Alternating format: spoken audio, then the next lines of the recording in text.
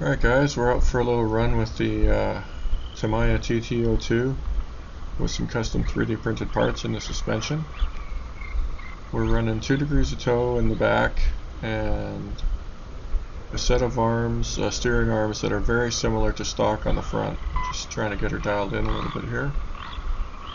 It's a little bit of funny noise coming out of it at the moment, but I don't think it's anything serious because I went through this fairly carefully when I put it together. I'm guessing something's rubbing a little bit somewhere.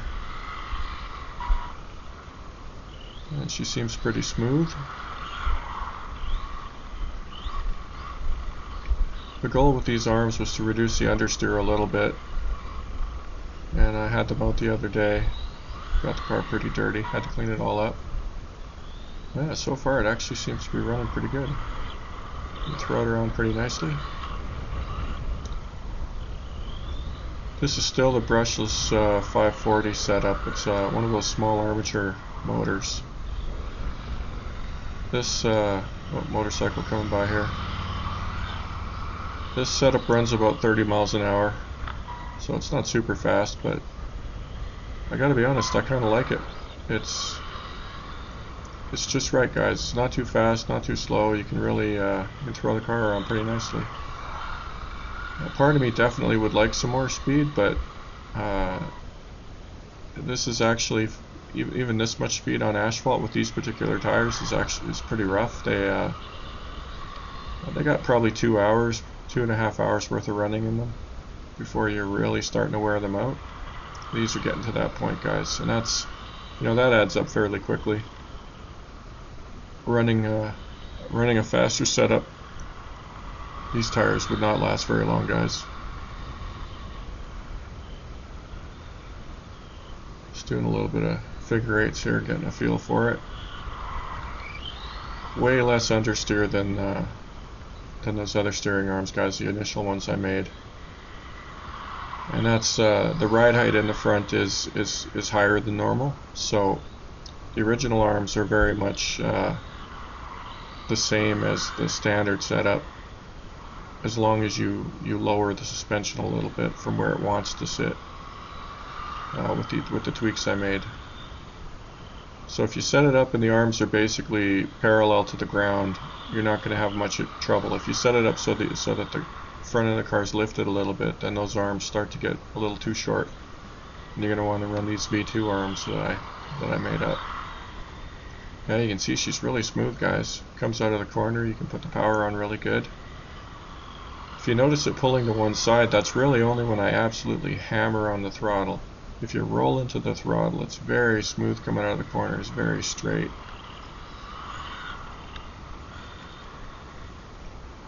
With these tires, it's very tolerant of the bits of gravel in this parking lot. With the small tires, the small wheels, sorry, not wheels, the wheels are the same size. With the small tires, this parking lot's got enough big chunks of rock in it that the car bounces around pretty good if you've seen any of my other videos. This setup is working really, really nice.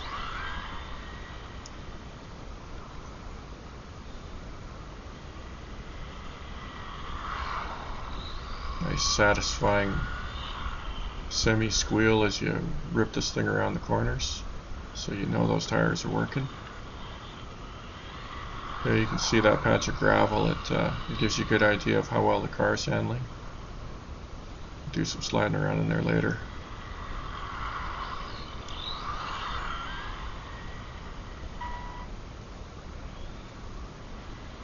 Yeah, the speed controller, I think I mentioned it in another video, the brakes aren't very progressive. They basically just, it's kind of all or nothing, and they are pretty firm, so.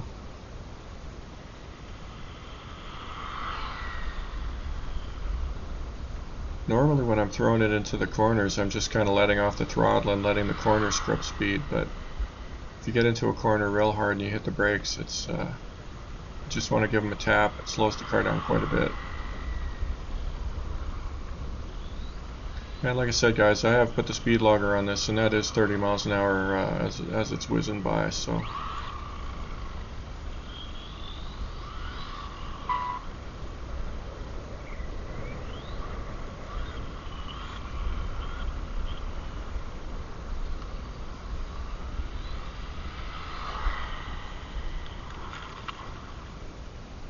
And you can see if you get in the gravel and throw it around, it's gonna lose traction.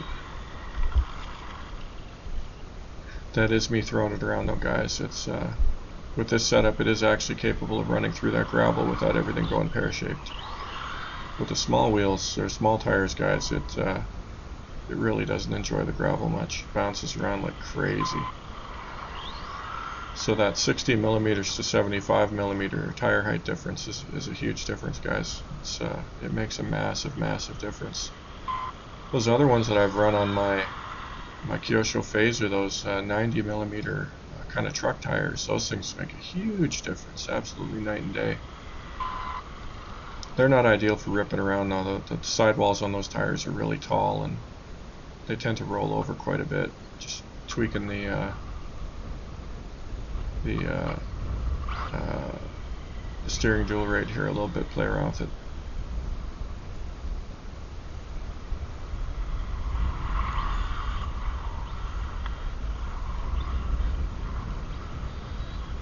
You can see it pulls out of the corners really nice. You let her get settled and hit the gas, and it just screams out of the corners, which is what you want.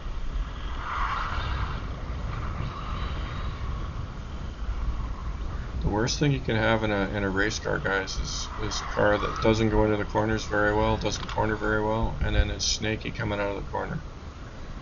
You can deal with one or the other. You definitely don't want both.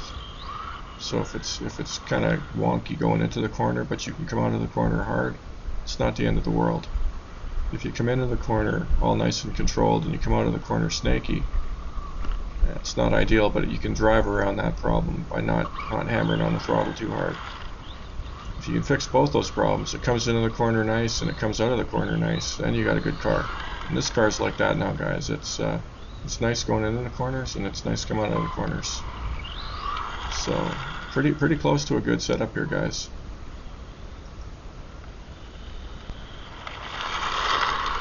You can see in the gravel it slides pretty good too.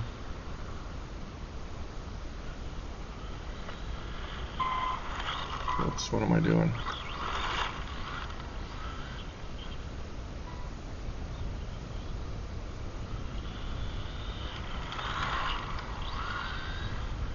Yeah, try and throw some rocks at myself. Oops.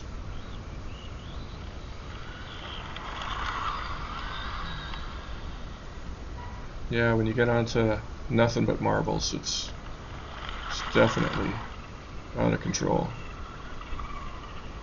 Like I said though, guys, I know I sound like a broken record, but with those small tires, we're shaking some gravel out. With those small tires, it's pretty much out of control if you hit any of this gravel, guys. It's bouncing around so much, so this is a big improvement. And that's mostly down to the tires, guys. The suspension doesn't make that big of a difference when you're talking about the handling over the gravel.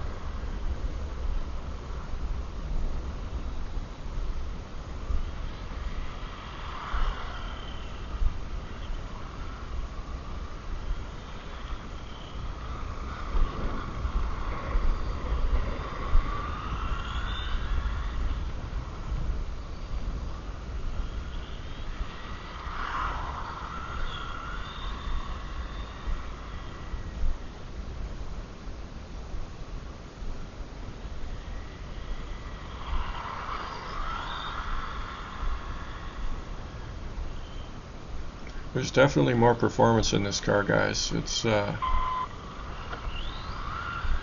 gonna try it with that 5200 kV motor that I've got at some point, and just see what it's like, because it's certainly capable of 40 miles an hour without anything too crazy happening right now. Because this 30 is starting to feel pretty tame.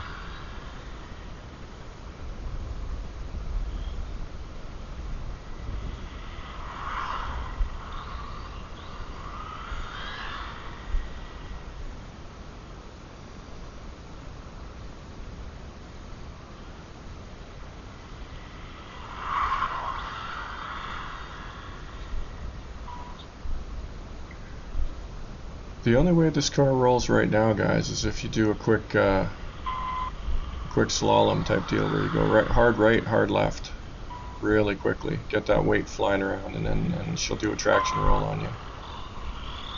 but you got to try pretty hard, guys. It's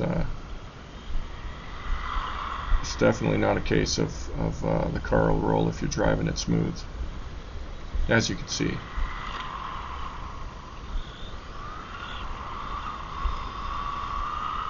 Let's run some fast high-speed circles here. You can see you can throttle it pretty good, and the car just starts to slide a little bit. So very nicely under control. As I'm hammering the throttle there, it starts to slide out, and you got to let off. Very controlled the entire time. In those circles, when I was letting off, you notice that the back end didn't instantly snap around like it does with the stock setup. So, huge improvement, guys. Tires are a little warm. Getting a little worn out.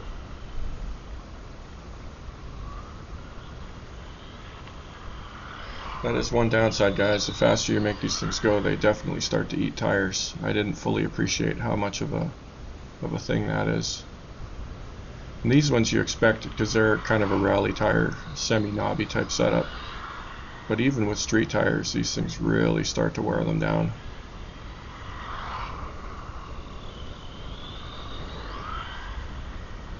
The set that I was pretty rough on with the phaser, with the Charger body. You know, the phaser didn't do them much damage at all at the 25 mile an hour type speed. And then when I ran them with that 5200 kV motor, one run of some pretty heavy drifting and spinning the wheels a lot, and they're pretty thin, guys. There's not much left on them. Let's run some laps here and see if we can be smooth.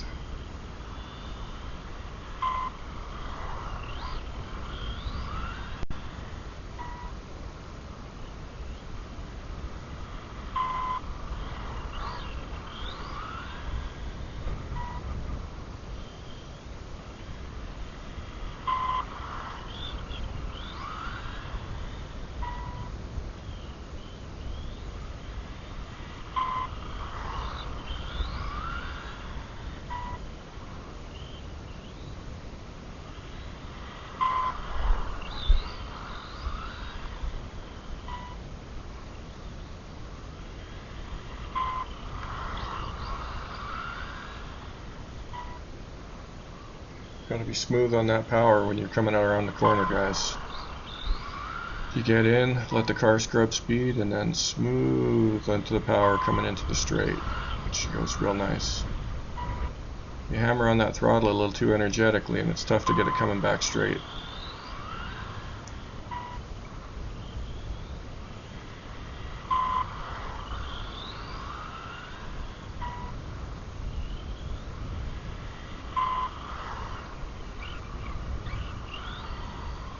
And let's wear those tires evenly, go the other way a little bit.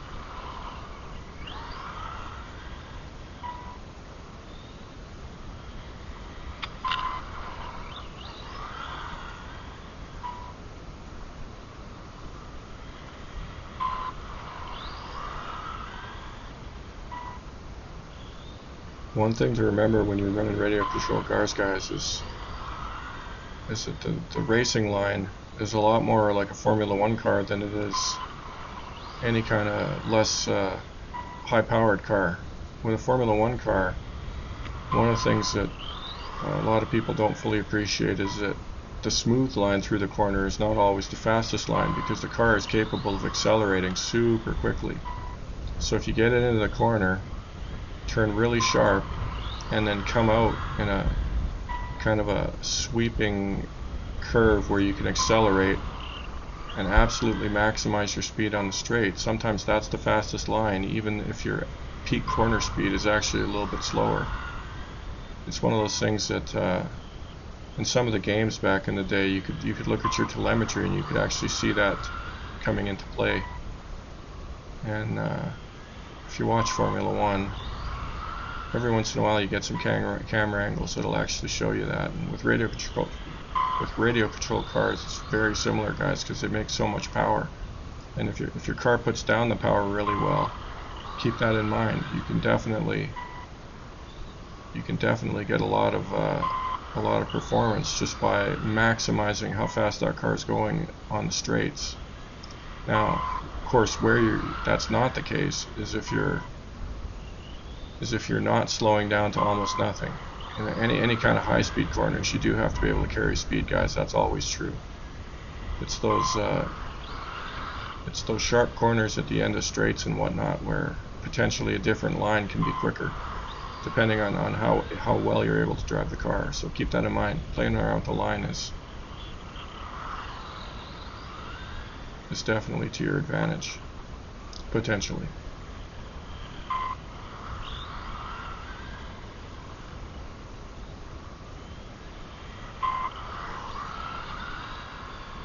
Kind of like that there. You can see that you come in, there's a real sharp end of the corner, and then you're accelerating in a big kind of sweeping arc. That's even on a curve where you don't have to do that. Sometimes that is a very fast line. That's something you have to play around with to figure out if it's quicker for you.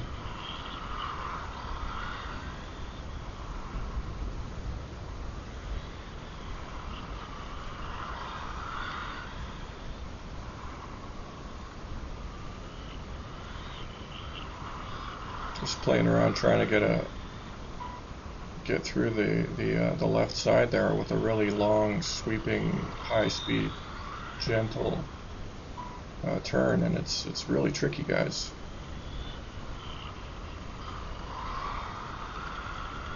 Because if you can't get that front end sliding a little bit, the car just wants to turn in a little too aggressively.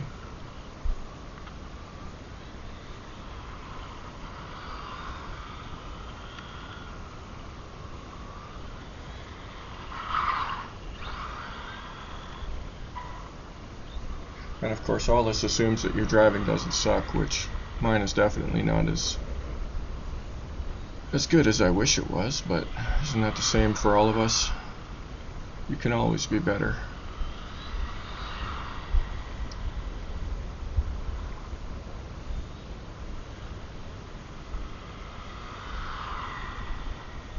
This car does run nice though. Granted, that's only 30 miles an hour, but still, guys, that's step one. There's very little point in tweaking your car going very, very fast unless you've got the car working well going very, very slow. So start at 30, make sure it handles really good, then speed it up and tweak those settings. It's amazing how many guys will focus on making the car go as fast as possible and then struggle to put the power down. Because, in my opinion anyways, it's harder to set up a car when it's going stupidly fast than it is when it's drivable. When it's drivable, you get a lot better feedback. And obviously there's, sometimes there's settings that start to manifest themselves much more noticeably at high speed, but I stick with my assessment. If your car doesn't handle well going slow, it's probably not going to handle going well fast.